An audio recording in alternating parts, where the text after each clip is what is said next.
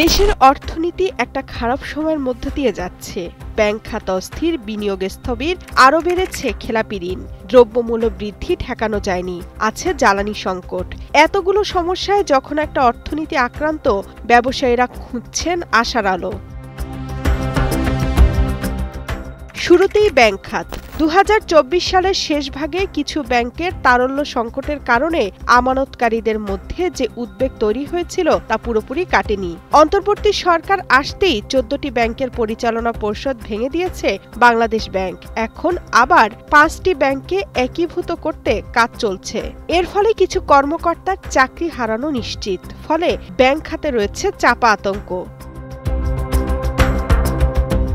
তারপর খেলাপি ঋণ। চলতি বছরের প্রথম ৩ মাসে ঋণ বেড়েছে ৭৪,৫৭০ কোটি টাকা। মার্চের শেষে মোট খেলাপি ঋণ দাঁড়ায় ৪,২০,৩৩৫ কোটি টাকা, যা দেশের ইতিহাসে সর্বোচ্চ। এই টাকার অঙ্কটি মোট বিতরণ করা ঋণের ২৪.১৩%। আন্তর্জাতিক মানদণ্ডের সঙ্গে তুলনা করলে এই পরিমাণ খেলাপি ঋণ অনেক বিপজ্জনক। এদিকে মূল্যস্ফীতি নিয়ন্ত্রণে রাখতে কেন্দ্রীয় ব্যাংক বারবার নীতি সুদহার বাড়িয়েছে। কারণ ব্যাংক ঋণ নিতে গেলে সুদ গুনতে হচ্ছে ১৫ থেকে ১৬% পর্যন্ত। এত বেশি সুদে উদ্যোক্তারা ঋণ নিচ্ছেন না, বিনিয়োগেও আসছে না গতি। মনে করা হচ্ছে এ কারণে সামনে ব্যবসা বাণিজ্যের পরিস্থিতি আরও খারাপ হবে। রাজনৈতিক সহ বিভিন্ন কারণে ধস নেমেছে বিদেশি বিনিয়োগেও। চলতি অর্থবছরের প্রথম ১০ মাসে বিনিয়োগ এসেছে মাত্র $৯১ কোটি, যা আগের বছরের একই সময়ের তুলনায় $৩৭ কোটি কম। আইএমএফ থেকে $৪.৭ বিলিয়ন ঋণ চুক্তি করেছে বাংলাদেশ।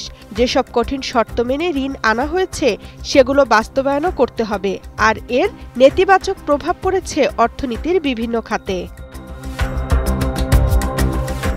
রিজার্ভ স্থির, কিন্তু ঝুঁকি মুক্ত নয়। এই জুনে রিজার্ভ হচ্ছে $১৯.৮ বিলিয়ন। আন্তর্জাতিক মানদণ্ডে যা কিছুতেই যথেষ্ট নয়। বিদ্যুৎ ও গ্যাসের ঘাটতির কারণে শিল্প কারখানায় নিয়মিত উৎপাদন ব্যাহত হচ্ছে। এর প্রভাব পড়ছে রপ্তানিতেও। মূল্যস্ফীতিও দেখাচ্ছে ভয়। গত মে মাসে সাধারণ মূল্যস্ফীতি ছিল ৯.৫%, যা নির্ধারিত লক্ষ্যমাত্রার চেয়ে বেশি। এতে চাপে রয়েছে নিম্ন ও মধ্যবিত্ত শ্রেণী। চলতি মাসের শুরুতে ২০২৫-২৬ অর্থবছরের বাজেট প্রকাশ করেছে অন্তর্বর্তী সরকার। তবে এই বাজেটে ব্যবসায়ীরা মোটেই খুশি নন। তাহলে সমাধান কোথায়? এফবিসিসিআই এর সাবেক সভাপতি ও বিএনপির ভাইস চেয়ারম্যান আব্দুল আউয়াল মিন্টু কালের কণ্ঠকে বলেন, সঞ্চয় না বাড়লে বিনিয়োগ হবে না। বিনিয়োগের জন্য একটা সুস্থির পরিবেশ দরকার।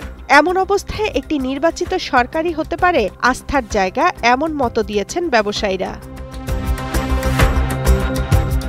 তামান্না তাহসিন খান, কালের কণ্ঠ।